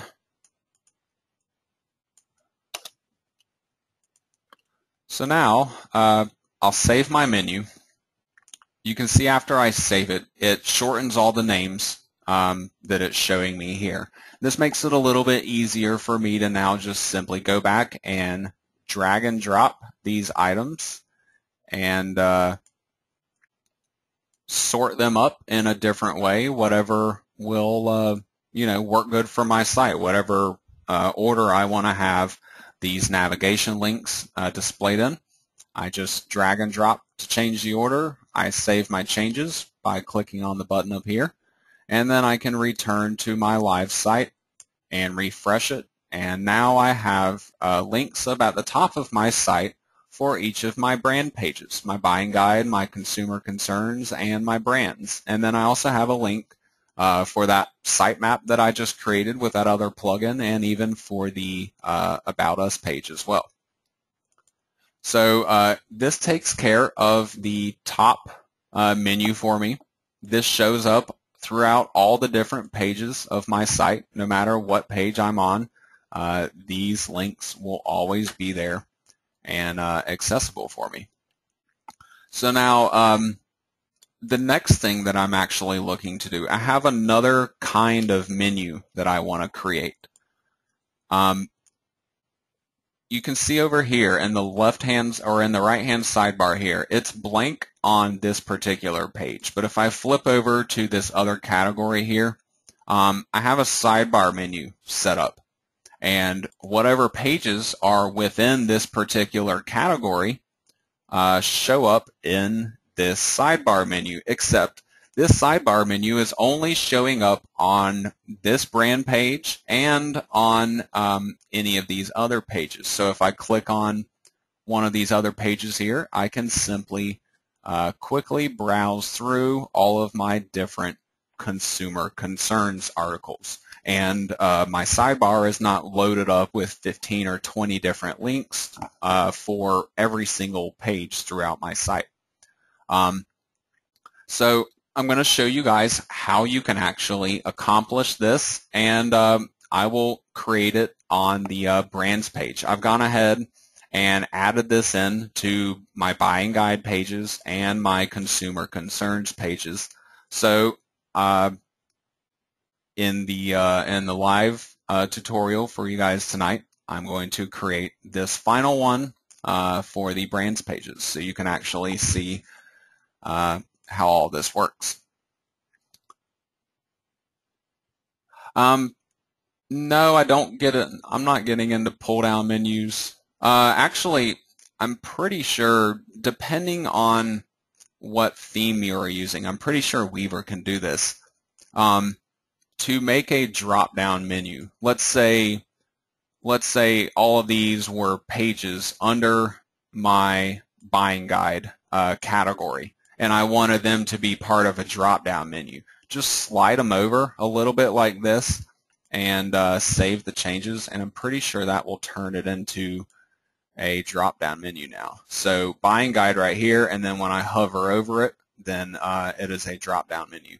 So I could go through each of these category pages and turn them into drop-down menus if I wanted to. It's really just a matter of personal preference. As long as you have all the content on your site linked up, preferably from a couple of different places, then it's not something that it really matters, one way or another. The whole idea behind this is to make sure people can navigate your site easily.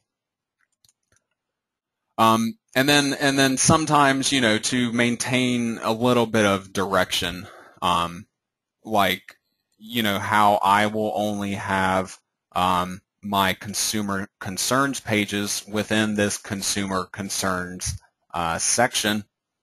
Just kind of helps to keep people, focused on one particular area of my site. And this can also help when it comes to my search engine rankings as well, by grouping together my relational pages to help to kind of boost the power of them. So what I'm going to do now is I need to create a new menu, just like I have done for this top menu right here. I need to have a menu for my brands pages. So I'm going to create this menu right here.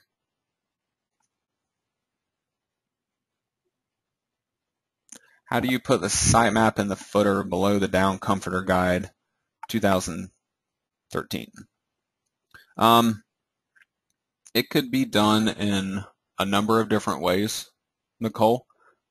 You could go to the Weaver 2 administration and let's see, I believe it's under main and footer. Anything entered into this box right here under site copyright, this will actually be displayed right there.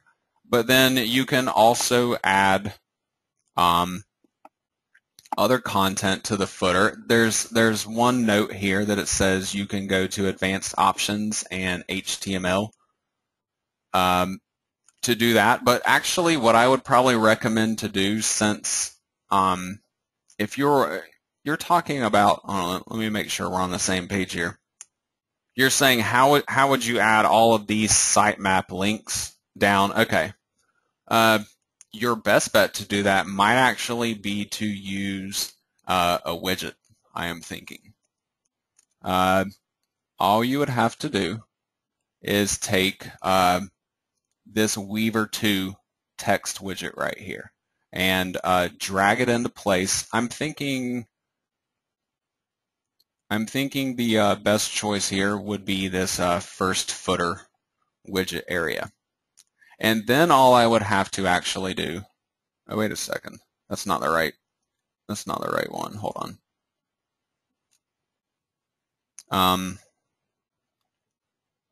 I just want a standard text. That other one was a 2-column text. Okay, so now all I would need to do is the same way I created this particular sitemap, I could actually take this same shortcode right here and simply enter it as a widget, and then go back to a page on my live site and refresh it, and then at the bottom then I would have all of my sitemap links. And then in terms of changing the way all this looks, because obviously that takes up a decent amount of space, if you had a ton of those right there, one option, yes, text 2, this is 2 columns. So you could put some content in one column and more content in another column, for example. Now really, this example here that I'm showing for all these links down here, this is really just one way that you could go about doing this. Deep Link Juggernaut also has a way of adding in footer links that you could use, for example. There's probably an unlimited number of different ways that you could actually accomplish this.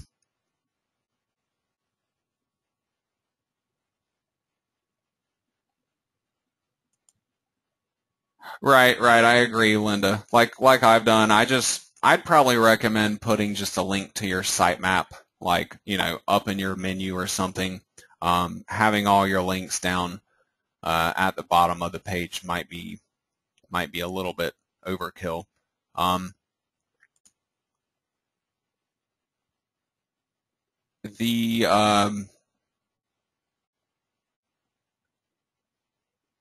The menu that I'm creating here, I'll go ahead and jump back to this. Well, hold on, before I do that, just to tell you, if you wanted to change the way all of this looks, potentially all you would have to do is actually go into your HTML here and look at the source of it. You can see that this is an unordered list. The main list uses a class called PageList, and each of the items in the list uses a class called PageItem. So all I would really have to do is create some CSS coding for PageList and PageItem, and I could change the way that all these links down here actually looked. Yes. I'm really just showing you this here because somebody was asking how you would accomplish this, in particular. But I would recommend, if you're going to use a sitemap page, I would recommend just to put a link, up in your main menu bar here like this. That way you just have a standalone page for it. Let me delete this, and then I will proceed here. Okay, so I'm creating this brands menu now. I create this just like I created my primary menu for the site, except this time I'm selecting a very specific group of pages here. I have my 3 different brands, Penzon, Pacific Coast, and IKEA. And let's see, it's not showing me on this list right here. And then I also have 2 other Penzon pages, one for Primaloft and one for Pyrenees. Here they are. Okay, so now I could sort these however I want them to, go back in and change my actual links just to simply shorten everything up here.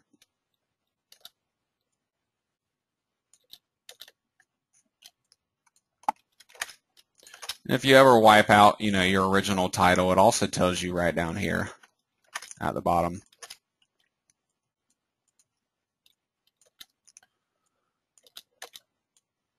Okay, 2 more to go, and then I can show you how we actually put this into the live site. The interesting thing about this particular strategy that I'm using here is instead of putting this menu on every page throughout the site, I'm only having it on very particular pages. And this helps me use smaller menus and to try to keep the focus on certain parts of my content. So now that I have my menu created, I want to make sure I save it after I'm done editing everything. You can see I even pulled Primaloft and Pyrenees up here as submenu items because they're actually underneath this Penzon page. They're not actual brands. Penzon is the brand. Primaloft is technically a brand, but it's not exclusive to just the Penzon products. So what I want to do now is to add this menu onto particular pages of my site. Now, the way I accomplish this is using a feature that is in the Weaver 2 theme.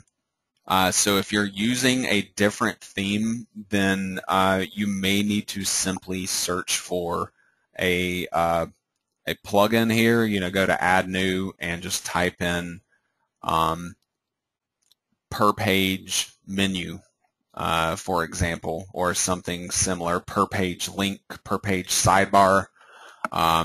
Any of those things should give you some type of feasible plugin that would actually accomplish this, but I just use the feature that is in Weaver 2.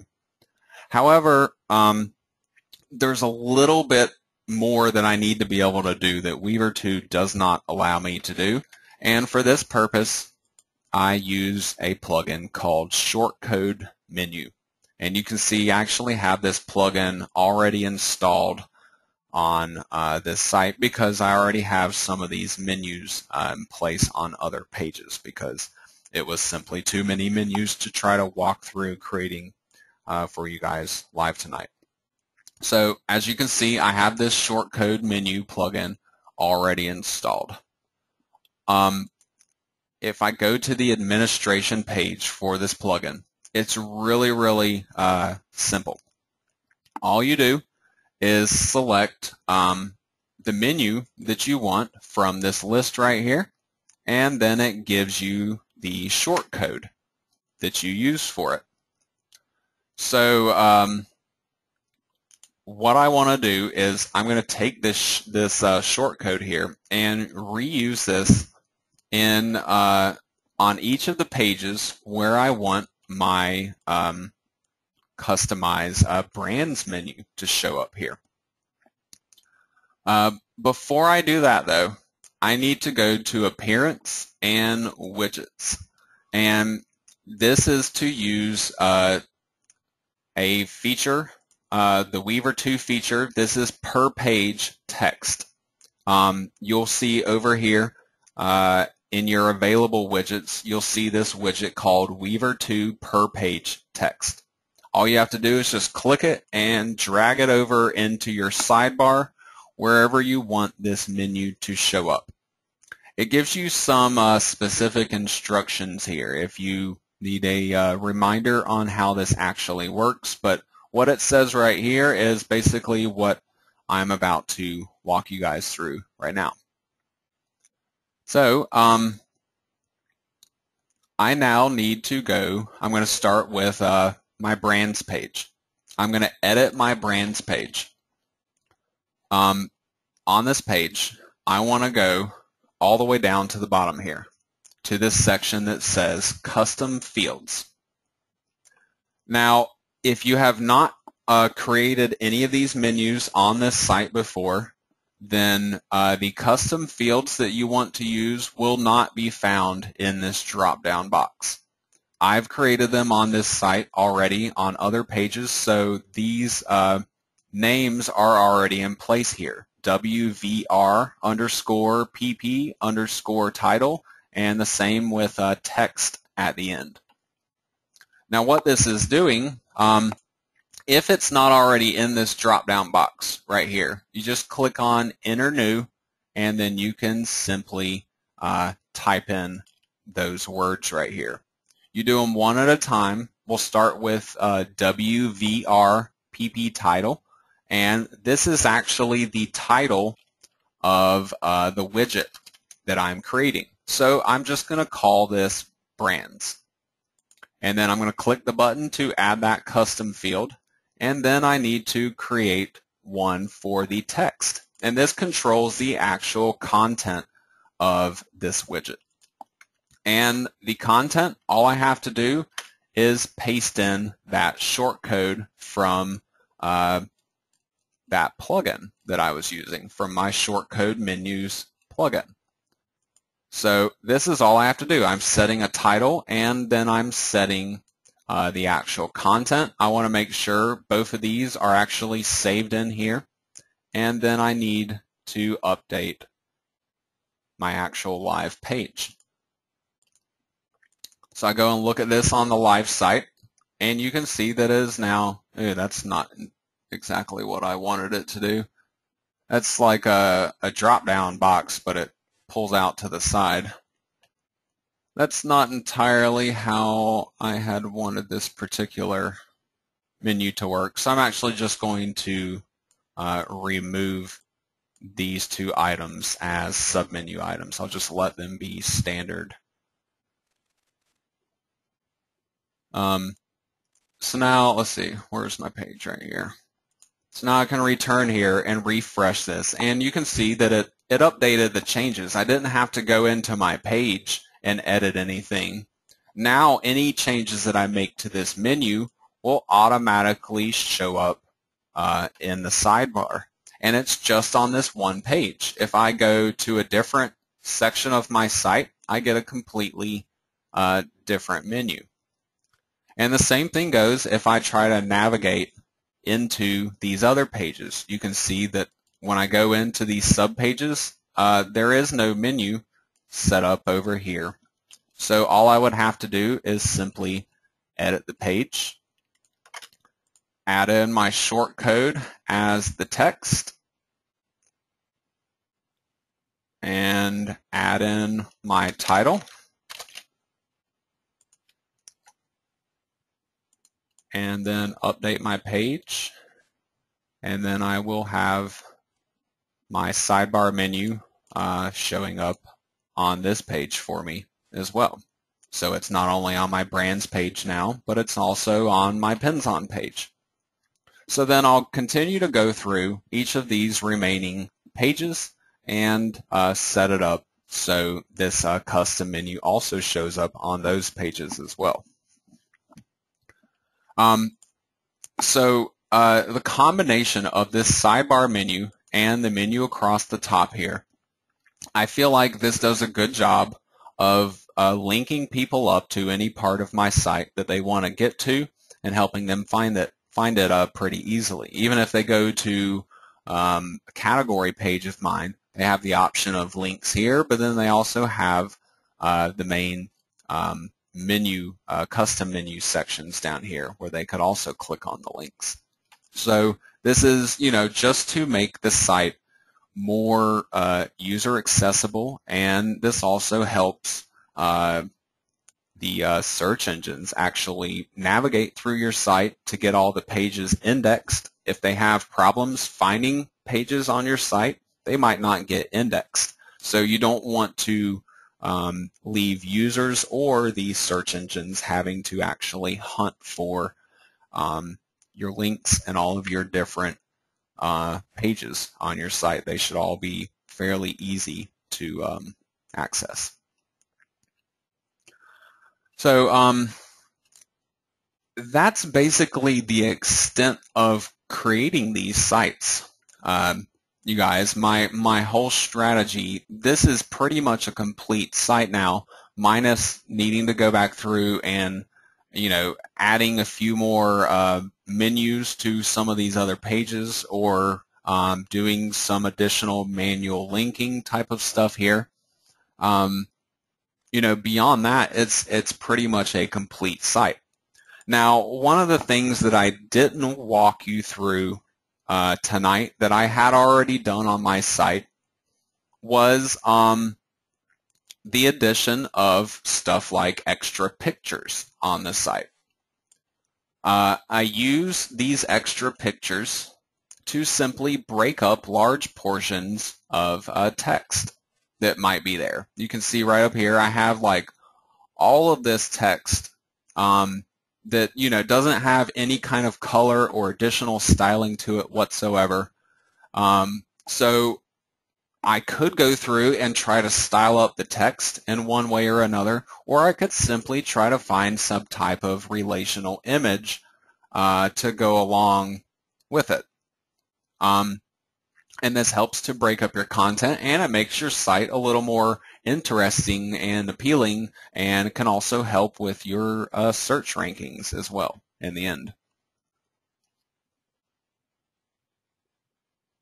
No, I didn't. It was already like that, Will.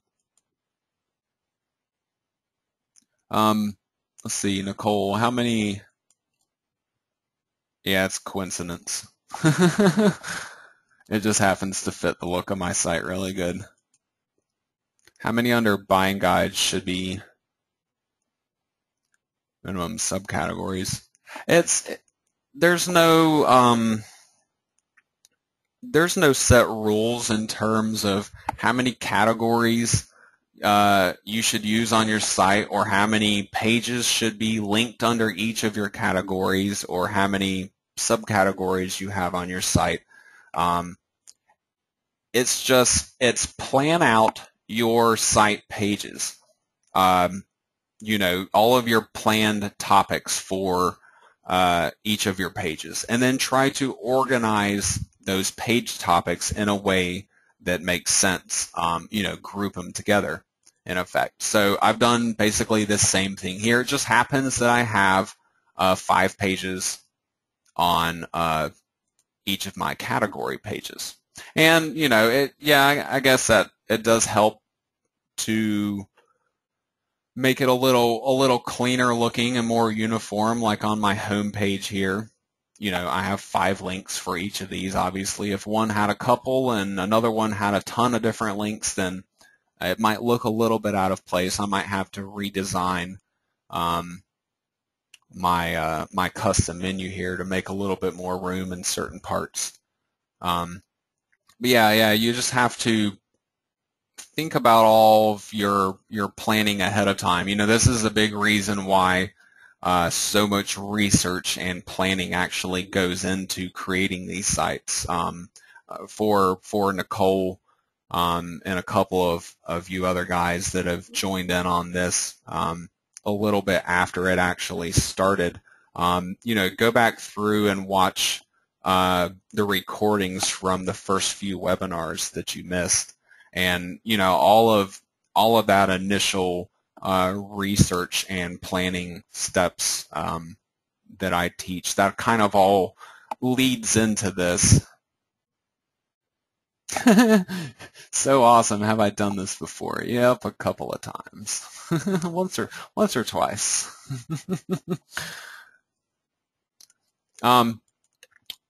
So, you know, once you get to this point, not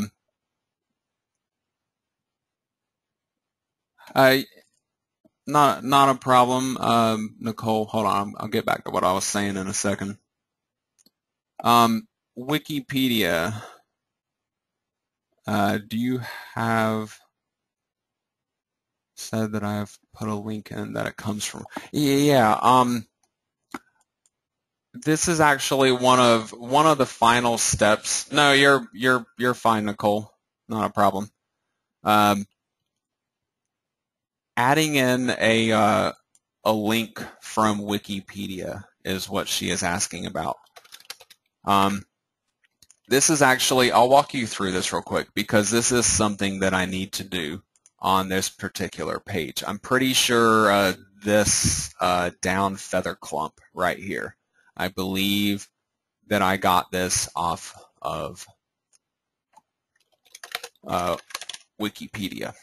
So, yep, okay, here we go. You search down feather and, you know, this is your main image. So what you want to do is click on your image first of all. This image that they show you, it's just a thumbnail most of the time.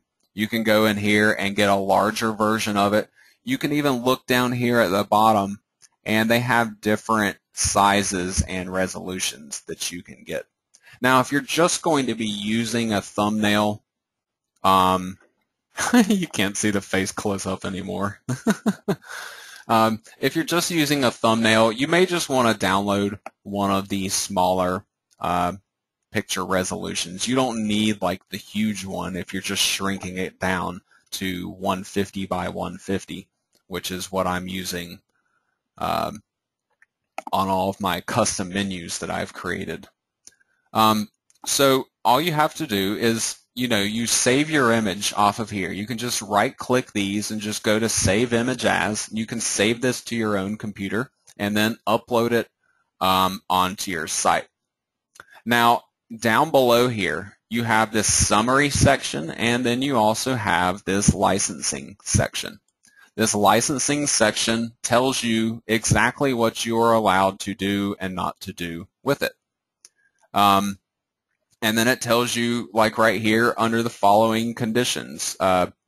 You're free to share and remix it under the following conditions. You simply must attribute the work in a manner specified by the author or licensor, but not in any way that suggests that they endorse you or your use of the work. And then if you alter, transform, or build upon this work, then you can distribute it under the same licensing. But you don't have to worry about this part. All you need to worry about is this attribution right here. So, Wikipedia has different recommendations. You can actually go through and read this Creative Commons document, this GNU document right here, to find out a lot of their different recommendations that they have in terms of this attribution. While they have some specific recommendations,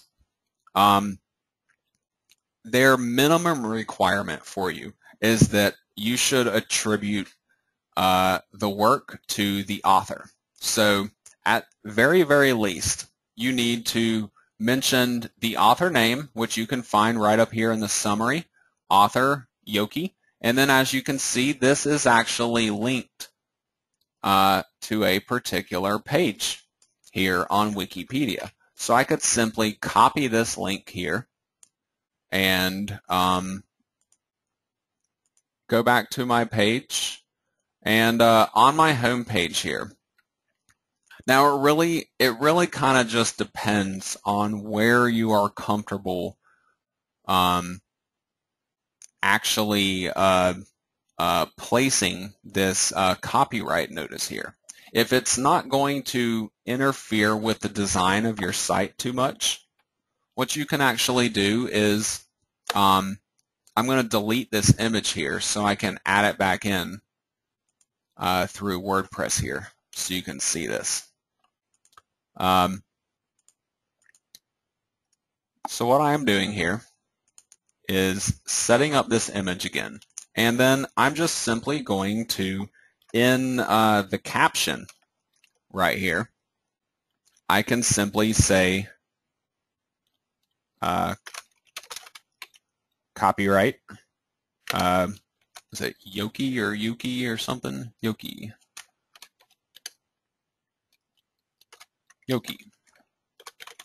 And then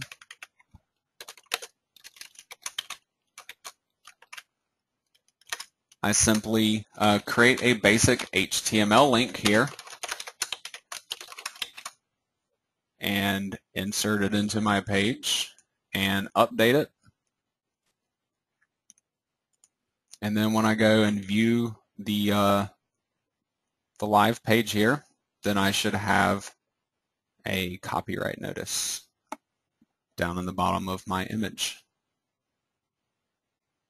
Yep, copyright Yoki, which now links up to the appropriate page on Wikipedia. Now, yeah, that's a good point, though, Will. Actually, Will is saying, do I actually do all of that or not? Legally speaking, this is what you should be doing. At the very least, linking up if you have taken this image from Wikipedia, just simply because this is the licensing that they have released it under. Yes, you could change that. So it is, let's see, I lost my page again. Oh wait, it's on the same page.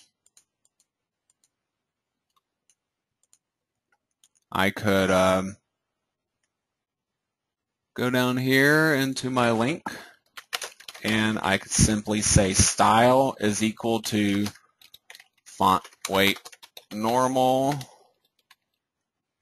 and font size. I could say like 8 pixels or something like that.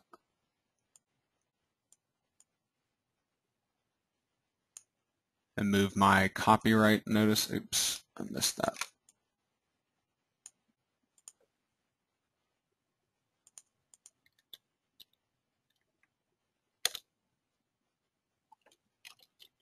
Okay, so after adding in just a little bit.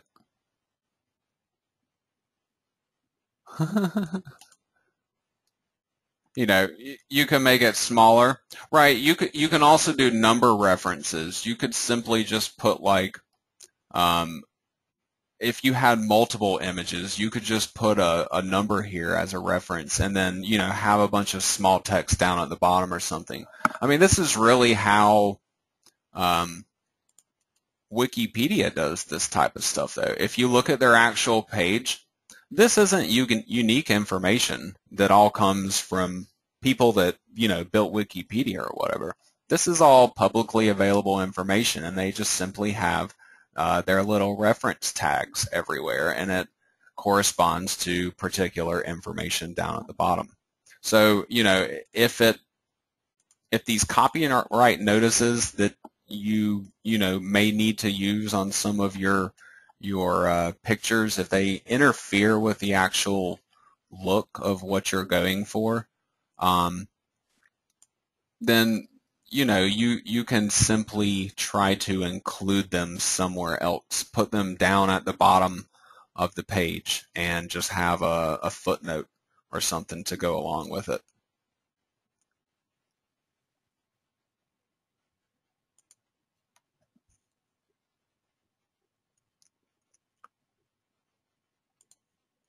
Yeah, I think that link was going to the author page. I could link up to just this page as well. The author page, some of these author pages are a little more developed than others. You can see like their main activity. You could click on like pictures here, and then you can actually see all of their pictures that they have uploaded. And somewhere in all of this is likely, there it is, their down feather picture. So indirectly or not, it does link up to it. Now the other part to consider as far as all this goes is the actual licensing. There's one particular page I wanted to point out. I want to say it's in this page here somewhere. I'm not seeing it easily at the moment, though. Anyways, Wikipedia actually states somewhere in these licensing pages, or where they're talking about them, they actually mention that they have never brought a lawsuit against anybody for using their images or even their content and not properly attributing credit to it. With that said, they have the right to, but that's not really their intended purpose. If they find a site that is heavily using their content or images without properly attributing, they'll simply contact you and ask you to do so.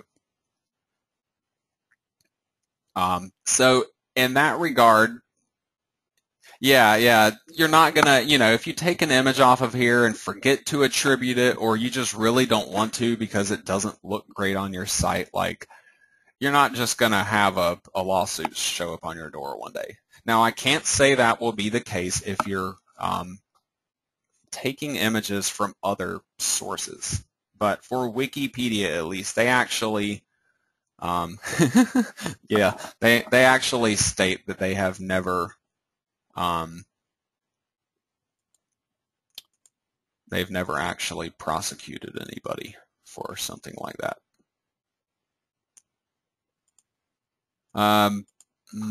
Mike, okay, I think I covered that already, Mike. So that is the basics here of creating the entire Amazon site. And at this point, you should have a fairly complete site once you reach this point with building your own site. But what I would recommend to do is simply to browse back through all the pages on your site and just scroll down each of your pages and look for certain portions of your page where you just simply have too much text altogether, and try to break it up by adding in some images or maybe changing some paragraphs into HTML lists or something like that. There are no links to buy yet, Mike. This is the site construction completed for everything except for my advertising. And the advertising we will be doing next week. I'm actually going to walk you guys through some Amazon affiliate basic information, preliminary information. I know at least a few of you guys have said that you're not even signed up yet. And then we're actually going to learn about the 5 Amazon plugins that I provided you with as part of this class. And I use these plugins to create the advertising for my Amazon sites. So then I will put the Amazon advertising on this site. And after that point, then we'll basically have a completed website here. And the remaining lessons are going to be in terms of marketing beyond that. You know, getting the word out there for our website, helping to bring in some extra traffic, and also helping to boost up our search rankings a little bit. So we're getting pretty close to being finished up here. We've got, what, 4 or 5